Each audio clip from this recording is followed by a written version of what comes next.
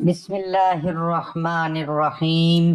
حاملہ عورت سے ہم بستری کرنے کے فائدے۔ حمل کی حالت میں بیوی سے جمع اور اس کے فوائد و نقصانات جاننے کے لیے ویڈیو کو مکمل دیکھیے گا۔ محترم ناظرین، 9 ماہ کی حاملہ بیوی سے جمع کرنے کے بارے میں کیا رہنمائی ہے؟ کیا اس وقت جمع کرنا مکروہ ہے یا کہ عورت کو کوئی نقصان ہوگا یا کہ بچہ جلد پیدا ہو جائے گا؟ ہر حالت میں بیوی سے لطف اندوز ہونا جائز ہے، الا یہ کہ جس سے شریعت نے منع کیا ہے کہ دوبر میں وطی کرنا حرام ہے، اور اسی طرح حیض یا نفاس کی حالت میں بھی جمع کرنا حرام کیا گیا ہے۔ رہا مسئلہ حاملہ بیوی کا، تو اس سے جمع کرنے کی حرمت کی کوئی دلیل نہیں ہے، لیکن اگر خدشہ ہو بچے کو ضرور نقصان پہنچے گا، اور اس ضرر کا اندازہ بھی تجربہ کار لیڈی ڈاکٹر ہی لگا سکتی ہے۔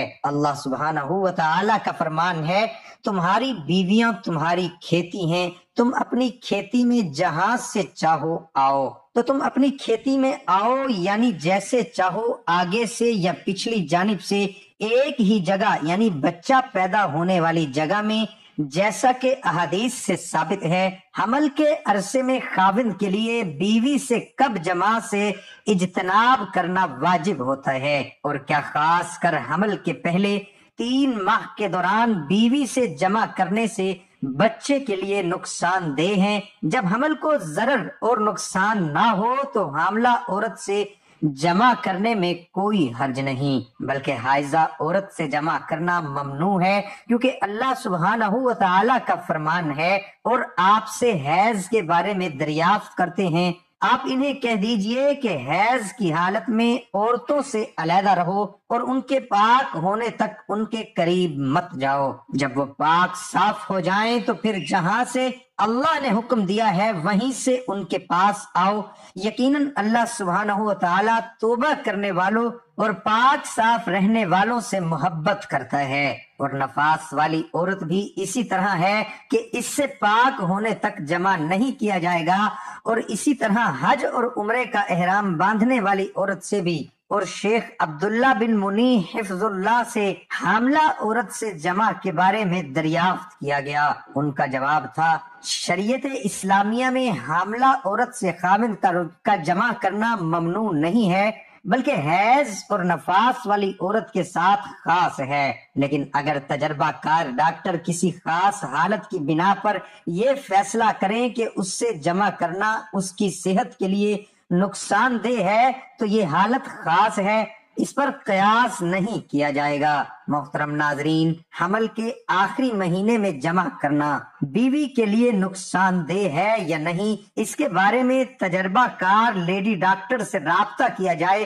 کیونکہ یہ عورت کی طبیعت اور حمل کے اعتبار سے مختلف ہوتا ہے، اور حمل کے نتیجے میں پیدا ہونے والے اثرات کے اعتبار سے ہوگا، جو مختلف ہوتے ہیں، اور اسے ماہر لیڈی ڈاکٹر ہی بتائے گی۔ لیکن اصل کے اعتبار سے یہی ہے کہ حمل کی حالت میں جمع کرنے سے نہ تو عورت کو کوئی نقصان ہے اور نہ ہی بچے کو کوئی ضرر ہوتا ہے، بلکہ نبی کریم صلی اللہ علیہ وآلہ وسلم نے تو پیٹ میں پائے جانے والے بچے کو کھیتی سے مشابہت دی ہے، اور آدمی کو منی کو اس پانی سے جو اس کھیتی کو لگایا جاتا ہے، یہ اس بات کی دلیل ہے کہ آدمی کے پانی سے ماں کے پیٹ میں بچے کو فائدہ ہوتا ہے، جس کا معنی یہ ہوا کہ حالت حمل میں بیوی کے ساتھ جمع کرنا اور رحم میں انزال کرنے سے فائدہ ہوتا ہے، نقصان نہیں۔ وقتی بچے کی سماعت اور بصارت میں اضافے کا باعث بنتی ہے۔ ناظرین، بچے کی پیدائش جلد ہو جاتی ہے،